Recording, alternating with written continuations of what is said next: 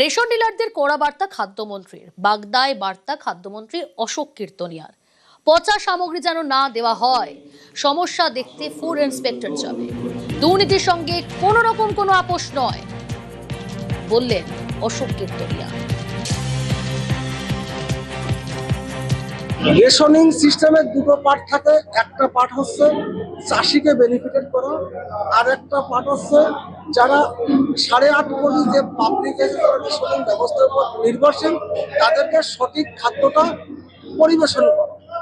আমাদের মূল উদ্দেশ্য এটা। সেই জায়গায় যদি কোনো বাধা বিপত্তি আসে, যত বড় নেতাই হোক, যত বড় দালাল হোক, করে হোক, মাপ কিন্তু কেউ পাবে না। এটা আমার দৃঢ় প্রতিজ্ঞা আমি আপনাদের বলতে। দেখুন, খারাপ মালটা অ্যাকচুয়ালি আসে গোডাউন থেকে। বিগত দিনে এত বড় একটা নেক্সাস তাদের তৈরি করা সিস্টেমে গোডাউনে খারাপ মালটা ঢুকে আছে। আমার বক্তব্য, যারা ইন্সপেক্টররা খারাপ মাল ঢুকিয়েছে, ঢুকে ভেবেছেন মাপ পেয়ে যান, মাপ কেউ পাবেন না।